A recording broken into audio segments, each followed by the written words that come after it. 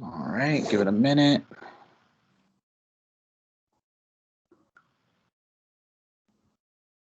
That's weird. All right. All right. So, again, thank you so very much, Lena Gray, for agreeing to join me on this one. Again, this is for you and for your voice and what you wish to put out for all throughout time to hear. To start off first, what I'd like to ask is, what are your pronouns? My pronouns are she, her, or they, them. All right. And we're going to start talking about your work first. And then, like I said from before, the rest is what you wish to talk about. So I know you were one of the featured artists in our exhibition for Transparency back in 2019, or I'm sorry, in 2020. And again, thank you. And so I wanted to ask, with your digital illustrations that you submitted, what was the inspiration for your work? So, a lot of my work, the beginning. Oh, are you still there? Yeah, I'm still there. Okay. Yeah. My work began as a way to just explore my own gender and to just kind of see the type of art that I wanted to see when it comes to representation. And lately, I've been moving more towards less focus on the figures in my illustrations and more focus on like the space around them. So I just want to create positive imagery where trans people can feel celebrated and black trans people and like all sorts of marginalized people. I think my identity is like something that I've wrestled with for a really long time because I am not only I'm black trans, but I'm also neurodivergent. So there's just a lot about myself that I've really struggled to figure out. And now that I have that sense of self awareness, I just want to express that. I appreciate that. And in that expression and parts of your journey, what have been some of the most profound memories or things that you've encountered as you are exploring these themes? Um, I think one thing that I never really thought a whole lot about is just how it will impact other people. And because like I said, it started just really as like a selfish sort of self-care thing where I just wanted to like do this for me.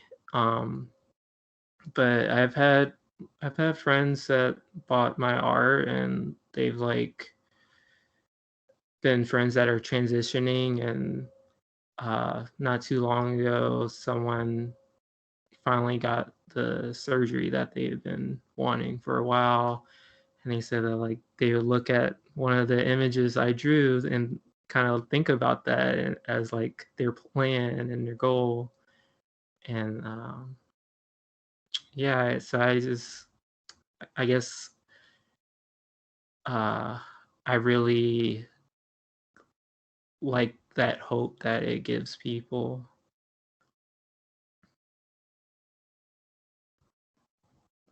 All right. And I think, to be fair, a lot of artists, established, emerging, and otherwise, they sort of start off that way. Um, Yeah. I remember in undergrad, one of my mentors, he had mentioned as an artist, there's sort of an itch you're always trying to scratch, or in his narrative, he said, there's always a bone you're trying to chew on.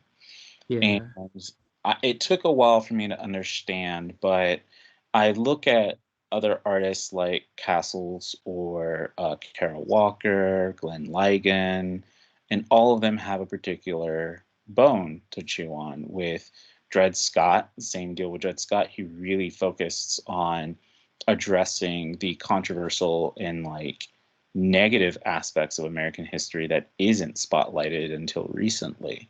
So like for him, through his art, his bone is really shedding light on the horrors of American history and its impact on other people and communities, even some that were here before. Um, Mm-hmm. so it sounds like yours, it started off as self-care and exploration about the body and enduring these sort of journeys, trials, and tribulations as you come to a closer sense of self. And it sounds like it's impacted other people to help them with their transition. So that, from my perspective, I think that's really beautiful to see the positive impact for it. And so, with that, if you don't mind me asking, what parts of your transition and your personal journey, would you be willing to share? Like, how's that been for you? Um, I'm pretty much an open book. I think I just want people to understand that not every trans person is an open book, and also like the experiences of being trans are so different. And I think even just looking at my own journey, when I first came out, I had like this very binary idea of like what that should look like. And uh and I thought like, okay, I look like this now and I'll probably look like this in 3 years or so. But now I find myself like I am a woman and I am very uh like I know that very well, but at the same time I find myself really just playing with gender and exploring it, and I don't want to be confined to any sort of societal rules about um what a woman needs to be. So I think I think now I feel a little more free than I did when I first came out, because it's very just a very binary perspective on how that even works. That's fair. And I think we're all kind of experiencing that and learning on our own, whether our sexual orientation or our gender identity, that, they're not quite as close to the stereotypes or check boxes we thought they were. Yeah. And that's kind of the beauty of it, because it allows you to explore and it gives you that creative freedom to explore and define for yourself. If you don't mind me asking, do you go to any of the support groups at Transcend Charlotte? I used to. It I think at a certain point it was something I really benefited from, but at the same time I struggle with just being in spaces where a lot of different people are trying to have this dialogue. Hmm. It's hard for me to follow conversations, and it's just it's a bit overwhelming for me. So Okay. I tend to have those type of interactions more with like one-on-one basis rather than groups. Okay. Good to know. I asked because one of the counselors there, I think she's actually the executive director now, Laura Hugh Connors, when she runs, well, they split the group up now. So there's one group for transgender and non-binary communities, but then for like supporters, friends, lovers, and others, or basically allies, there's a separate support group for that. So when we were visiting before COVID, I would go over to the support group for the allies. And one of the common things that she would reiterate, and that was like a big takeaway for me, was you are who you say you are, period. Like, as long as you're being honest with yourself and with others, you are who you say you are.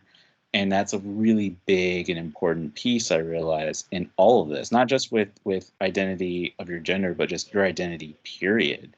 Whether it's your profession, whether it's your your maturity or what you know or what you believe you know. Like that's a very important piece. So I feel like you really are and have gone through the heart of all of it, and I appreciate you sharing parts of your transition and parts of your personal story. More importantly, um, what are some of the most important things that you want people to know about you as a person, you as an artist, and about your work? Um, I think I want people to understand that even though I am like all these things that are considered marginalized, I still consider myself very privileged to be in the position that I'm in to make art. Um, like I've had tremendous support from my family. My mom's an artist also, and that's just like I really feel like some sorrow when I think about that because I know art is such an important part of me and I don't know what I would do without it. And to know that like not everybody has that capability to explore that. And because I mean, like it's hard to find time for it. It's hard to um, put hours into something and knowing that like it might not be able to support you. It's a very risky thing to pursue as a job. Um, so yeah, I think that's something I really want people to understand. And on that note, despite those risks, what, and I'm sorry this wasn't on the list of questions, but I'm curious to see what pushes you, what drives you as you continue to make art. Well, I think it's like I said, I don't really know what I would do without it, and it's kind of I don't want to say it's all I know, but it definitely feels like one of the few things that I'm like really good at. And I mean, not to say that there isn't room for improvement because there's still so much more I want to do, but um, yeah, I've just really struggled with a lot of other things in life, and this is one of those things where I feel comfort pursuing it. I feel like the challenges that come are it feels good when I can figure it out. Um, and it doesn't feel like this huge mountain that I have to climb when I do have those challenges. It's very stimulating and rewarding at the same time.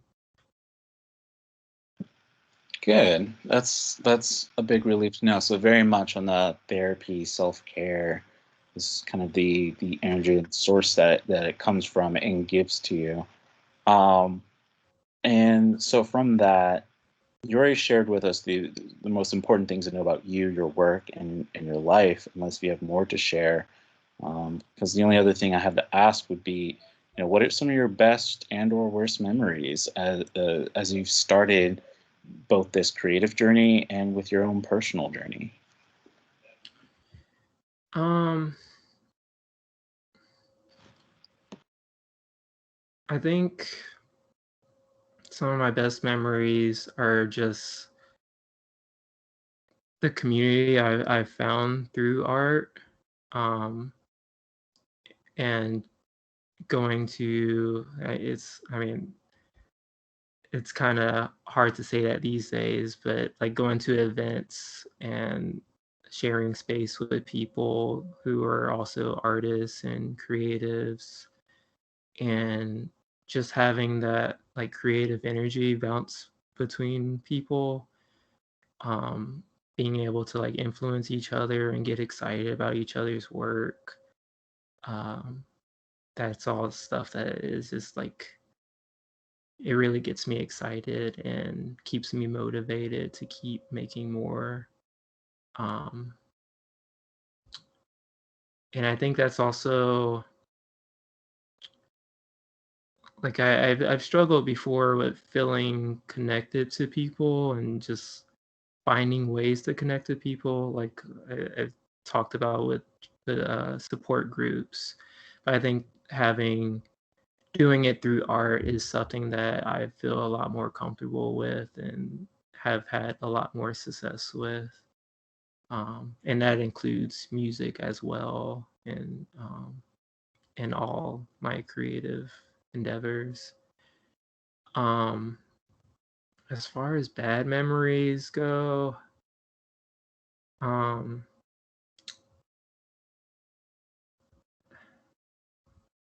I haven't really had a whole lot, thankfully, in terms of like being an artist.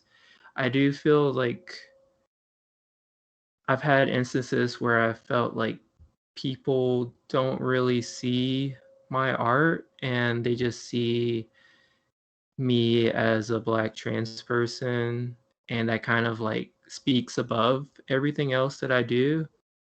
And that like it's not that I have shame over those things or that I'm not incredibly proud of that, but it's something that like it can be it can feel very limited when that's all people see.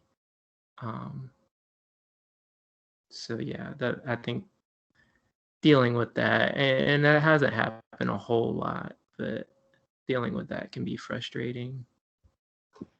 Yeah, I'm noticing even like in learning to be a better ally and advocate, I find occasionally find the sort of difficulty of remember by the end of the day, these are all people. Yeah, yeah, Yeah, like we all have our labels and sort of some of our facets and certain context that applies to those, but we're still people with more or less a desire to live and live the best life we want to have. Um, so I'm glad that there's not too many bad memories. yeah. But I do think that's an important lesson to carry on. So thank you for sharing that. The last formal question that I have is, again, generations from now in the future, when people look at this and look at us and look at the work we've done, what message would you have to share with them? Well, that's a tough question because I really the hope is that years from now people don't have the same struggles that I have and they don't have to like think about these things as intensely as I've thought about them. Um, so like in reality, I kind of hope my work becomes a little irrelevant to the future, but I guess it would be nice to just have that sort of mark in history and kind of add to like this is what we've had to do to fight for our rights and be proud of ourselves and yeah, all of that. So I think I do want to contribute to that history. Thank you for sharing that. And at this point, I'd like to use the rest of the time again for anything you want to share, stories, messages, anything. Because the only other thing I would want to talk about is more about the art specifically you put in for the show. Yeah. Well, I guess to get started, I wanted to know more about. Let me pull up the folder. Sorry, this is kind of ad lib. Uh, you're fine. There we go. So let's see if I can share my screen real. That works. So let me see if I can share my screen real quick. Okay. Um,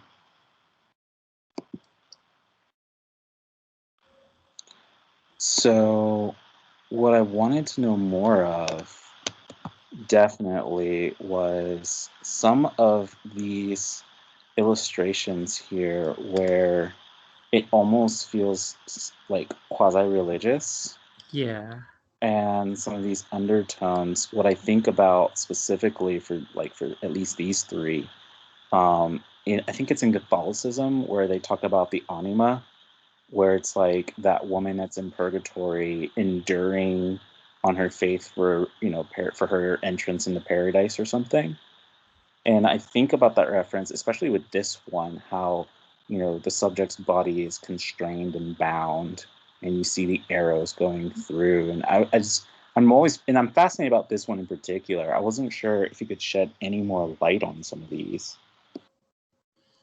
Yeah, that one is based off of a saint called Saint Sebastian, and there's just a lot of classical art depicting a man tied to a tree with arrows going through his chest. And I think my inspiration is, or just the reason why I'm drawn to that iconography is not so much uh, the religious practices behind it, but more so um, the cultural impact of it.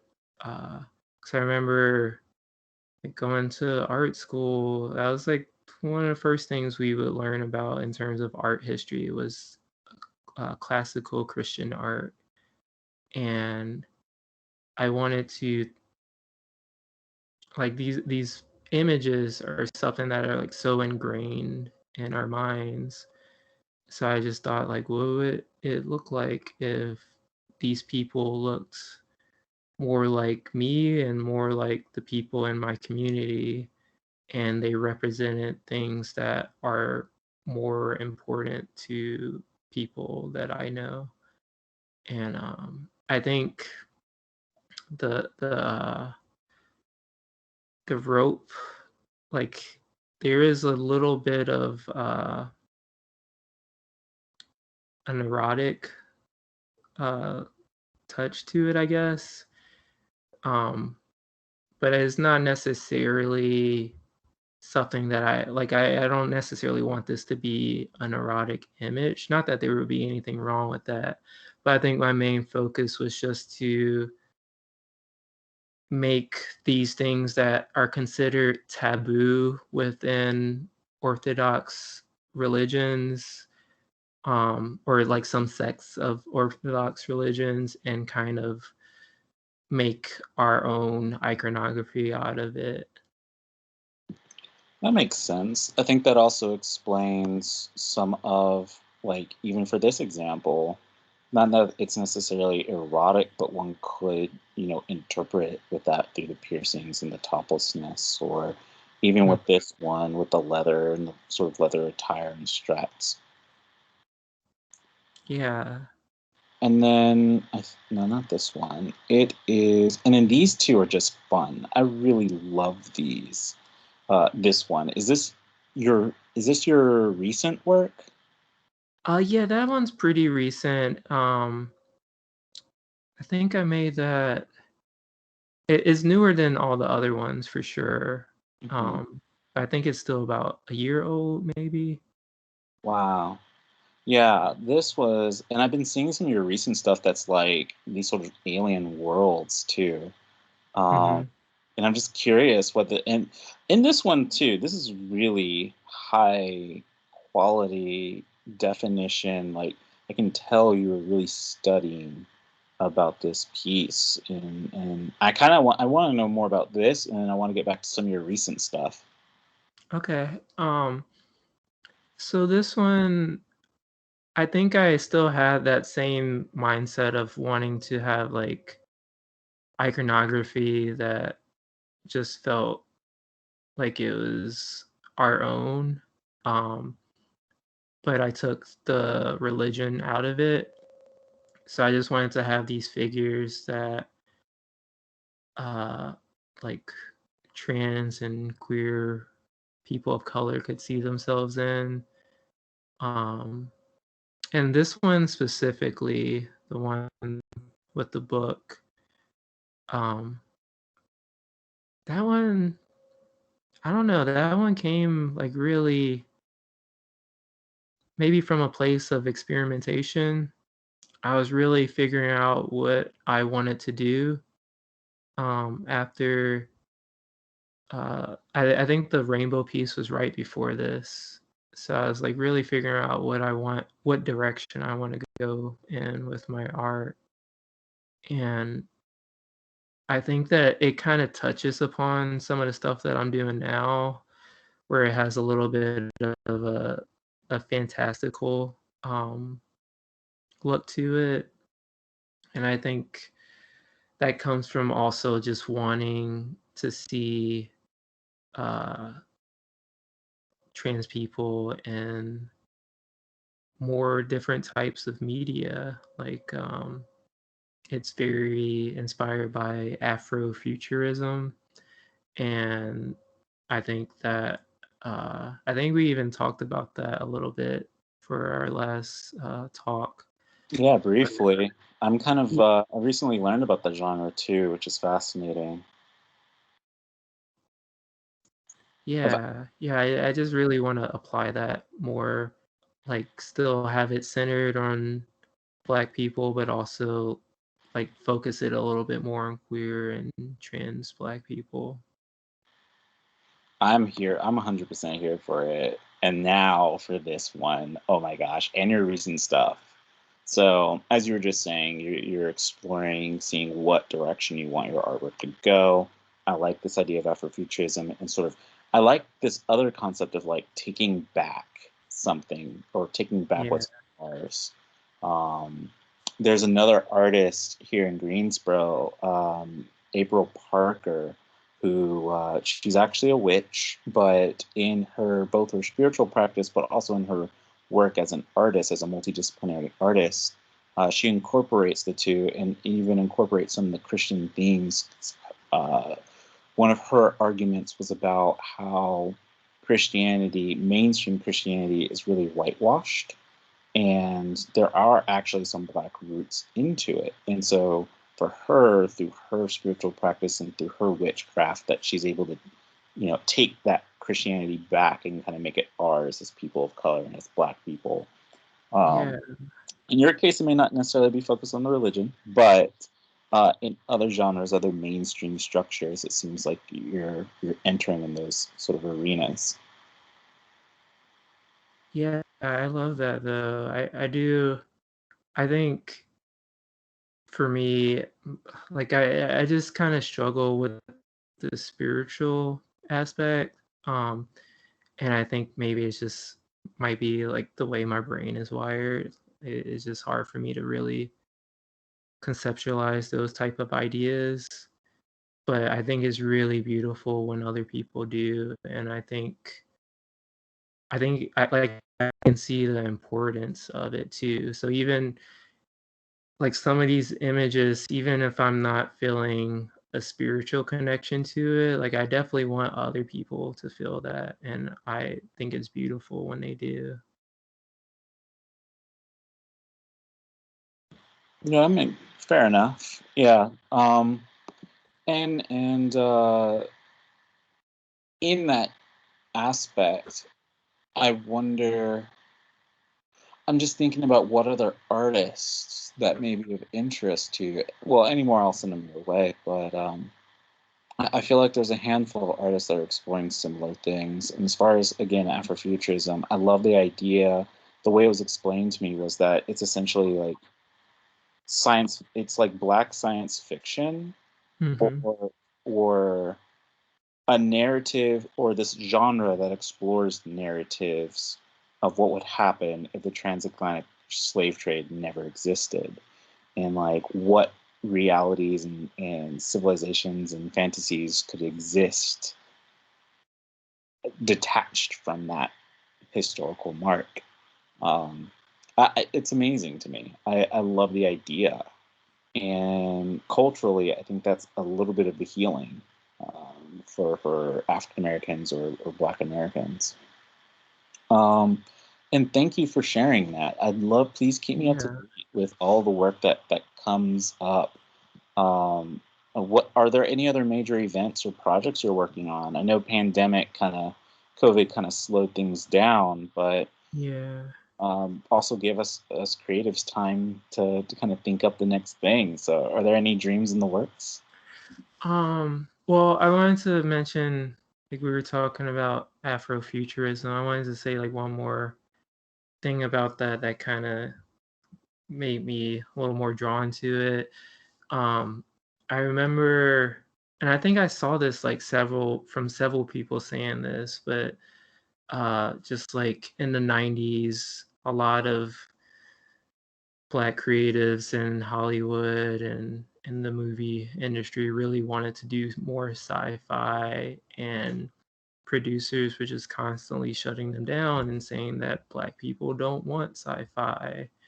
And same thing with horror. Like Yeah, there's just this void of things that we could have had, because like of course we like that stuff. And it I think it's just so cool that we have like Jordan Peele, of course, doing what he's doing now with Get Out and Us.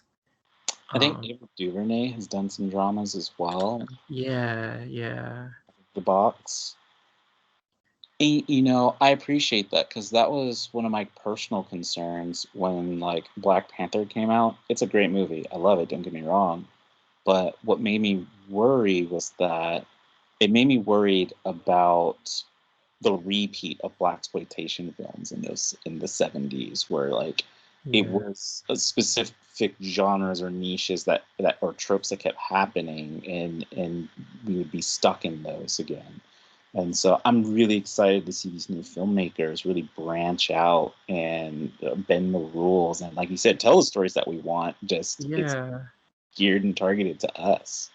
yeah. um, It's funny that you mentioned black exploitation too, because that's something that's also like not necessarily an inspiration, but like the the history behind it is definitely inspiring, because I don't know if a lot of people know this, but just how like the beginning of that era is mostly white people making those movies, and they would hire black actors, and slowly black actors had to slowly start writing their stories and changing things and being like, well, that's not really what we do. And it became better, like giving people the power to create our own stories is a narrative that like it just really inspires me. So that history behind it is something that I always think about when I'm thinking about black creators. You know, I even feel like there's a little bit of that. We make our own culture and reality through that creative concept. Yeah. You know, there's always that argument about does life create or affect media, or does the media affect life? And it's sort of both in that sense. You know, after the black exploitation, that depiction in combination with depiction of black people even before that, from like early 1900s on, in a way cultivated in the minds of other folks, thinking that this is how black people must act like because this is how they're shown, and that influences a lot of the realities that affected the Yeah. communities to be the stereotype. In a way, the culture made, not the culture, but the communities made the stereotypes real to some degree. And it's nice to kind of see those being subdued through the very same fiction that started it in the first place. That's actually one of the reasons why I wanted to do this exhibition, because what I want to do is talk about that, how representation of any group of people, but representation in a particular way, then becomes real as it cultivates in the mind and imaginations of people who can then either make policy or affect cultural or make cultural changes that affect that community. You know, Yeah. Jim Crow laws which were official laws, were inspired by fears generated from films like The Birth of a Nation, or I think Songs of the South in a way, which is more of a revisionist history, but either way. Um, and so, as we talk about this and explore it, how do we take that same phenomena and mechanism and flip it to then make a more positive outcome for people? And so, stories like what you just shared, like your story, Yeah. things of your artwork, and just general research as we're all learning together and growing together, it's my hope that our realities could be better for each other. And Yeah. That's so so, real. I it reminds me of conversation I had with my mom because she grew up on those black exploitation movies, and she would say like looking back on it, it's like almost kind of embarrassing because of how bad the stereotypes were. But like back at that time, it was like that was the cool thing to watch and the cool thing to imitate. And that, but it is like that's all black people had as like a form of movie. Um, and it's funny because I kind of see that same thing happening now with trans people. Like there's a lot of bad trans representation in movies and stuff like that. And it's getting a lot better, but I can see that same cycle of like, well, we don't have a lot, so we kind of have to take what we can in terms of culture and representation. So, yeah, I just thought that was interesting. yeah, and I feel like, and because that was part of the conversation I think we had at the artist panel or at the artist talk last not last November. I think about the creator's responsibility, so to speak. Like, I think a part of our responsibility is to challenge that and keep pushing. Yeah, Like, I'm glad shows like Pose exist, yeah, but even then, I question like, okay, well, how can we make that better? Or there was another one that came out recently. Um, Pose is just the first thing that came to mind. Um, oh, I'm drawing a blank. I'm sorry, but okay. or actually no, there's one film. I think it was called Girl or The Girl, and it is. I question the representation in that film. I don't know if you've seen it. Um, Yeah, it's a drama. It is about a ballerina who is transitioning, and it's really a story focusing on the pressures she's going through, about how her fellow dancers, and it can get triggering. Not that mhm, I use her dead name or anything, but it's more of a focusing on her anatomy yeah, and just her psychological journey and struggles until she can get the bottom surgery. yeah, And I mean, it did a really good job highlighting of like what issues some trans people face, but it made me concerned about like, is this do we really want to focus so much on this? Or even in The Last of Us 2 with Lev, who's a trans man, and the mixed reviews, but overall the net positive that he's there. One of the major critiques that has me thinking now about representation was like, some of the issues was it's focused on the character's transness. So yeah, for Girl, the protagonist, it's all about this struggle about having a body that matches how you feel. And then with Lev, his whole narrative and character arc was focused around his mom's acceptance, which ended up failing as she tried to kill him. So it on one end, I appreciate the reflection of like it's not all sugar and rainbows, but at the same time, was this the best route? And so for me as a creative, I'm starting to be more sensitive and figuring out like how do we even go address that? yeah, yeah. It seems like uh, marginalized voices in media is always gonna be. It's always gonna be hard to get that out and to have that like I guess appreciated by or taken seriously. Like I feel like black folks and trans people, we've always had to kind of like get in through the back door, and like it's almost like we're not supposed to be here in terms of a lot of these a lot of media.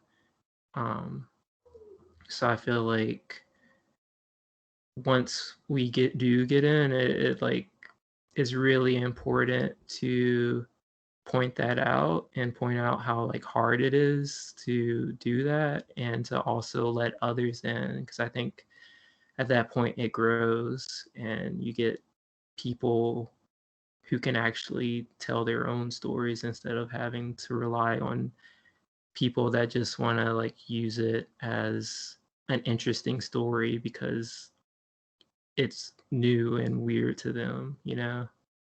um yeah it, I wonder if I kind of feel like I might be answering my own question, but I'm just thinking about how can, again, creatives approach this with more respect.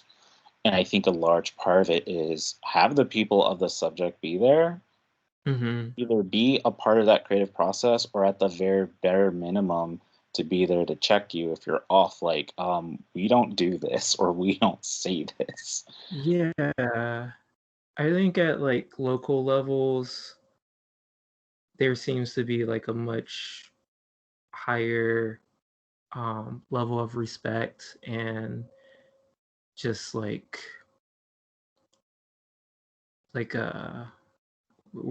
it seems like with more local art, people,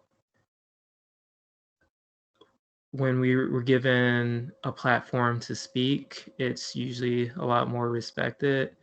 But when I look at stuff like on TV, where there's like lots of money behind it, I feel like to get that level of respect, you really have to be in a very high place of privilege. And like I said, art itself is already kind of a privilege. So to like take it to that level, it is just like not a lot of black and trans people are there. And I think like really the best way to change that is funding, which is kind of sad to think about. But yeah, I think like capitalism kind of stunts that.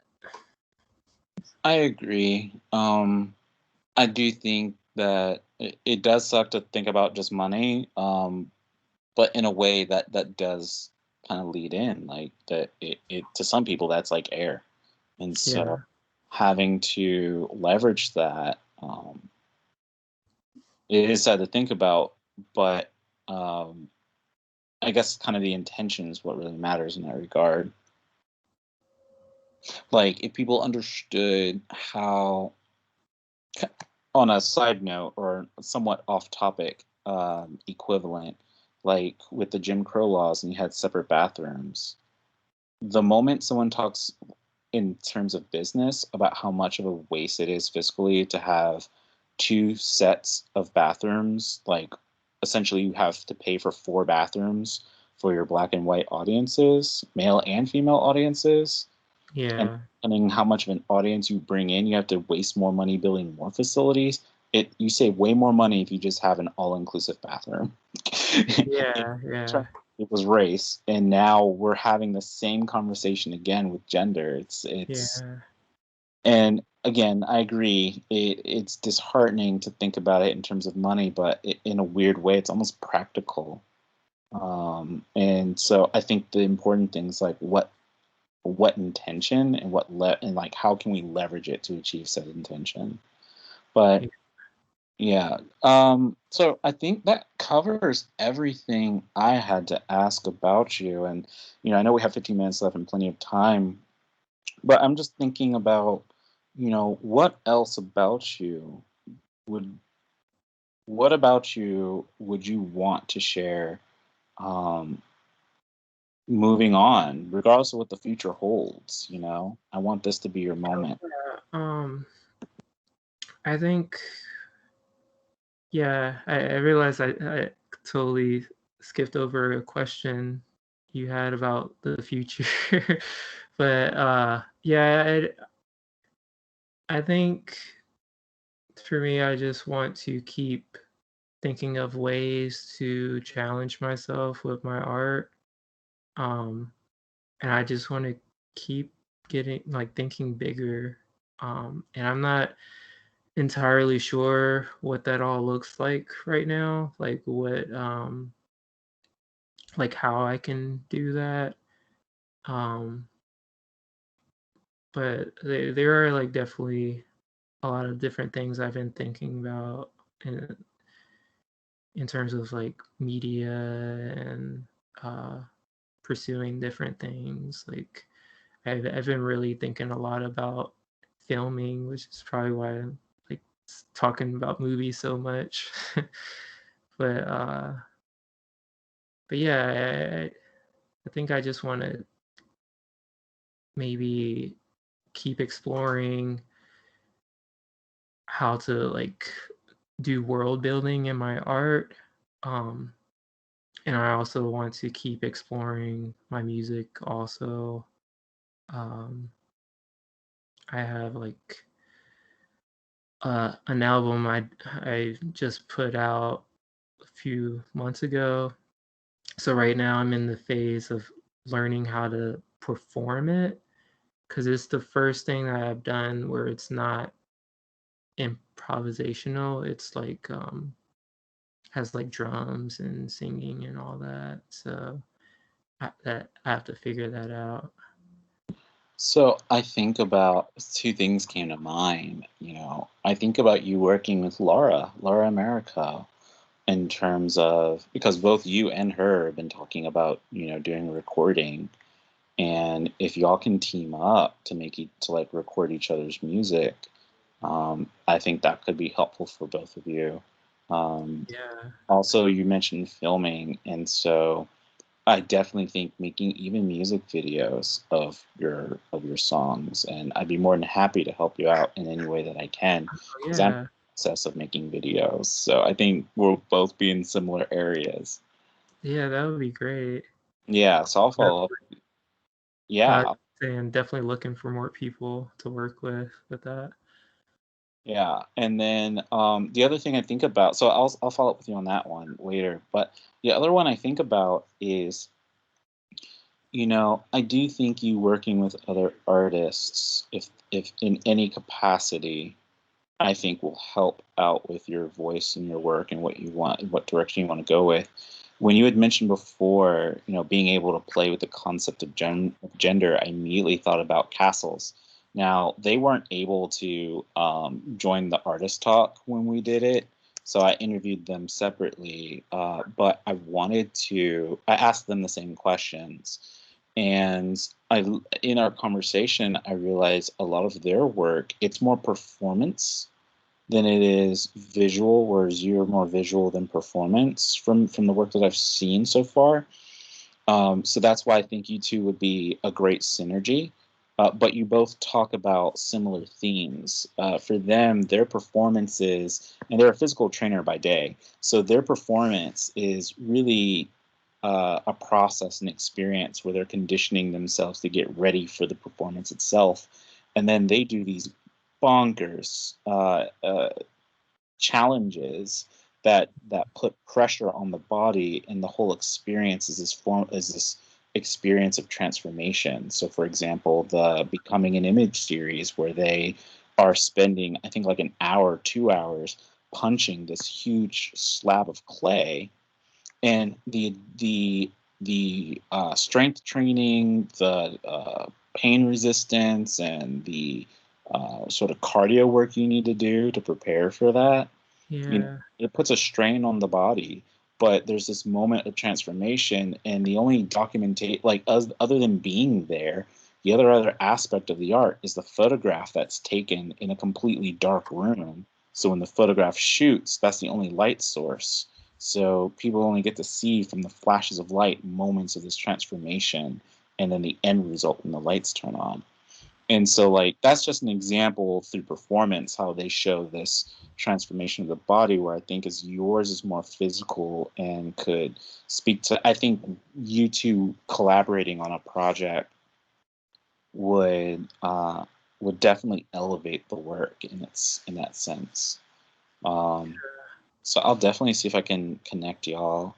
I Uh, would love that. Are they here in Charlotte? Now they're in Los Angeles. Los Angeles? Okay. But I've lately, for me as an artist, I've been thinking about, how can we as creatives collaborate better together, especially in the age of COVID. Yeah, for sure. Yeah. And I think these are going to be narratives we're going to keep pushing. So again, thank you so very much for sharing everything about you, and your work and your process. I definitely don't think this will be the last, and I hope we can continue to do cool things together. Um, but Yeah. I want to make this moment important for you. Yeah, absolutely. I appreciate it. All right. Pleasure Um, talking to you. and then last question I have is, how can people keep up with your work? I think I asked it in another interview, but I don't remember. I'm on Instagram at Lena Gray Art. That's where I'm most active, but I have a Twitter by the same name, and I have a website, uh, lenagrayart.com, that has like all my band camps and YouTubes and stuff. I pretty much everywhere if you just search my name. Awesome. Awesome. Thank you so much. Uh, So I think that covers it all. Thank you again, and may our paths cross again soon. yeah, thank you. Thank you.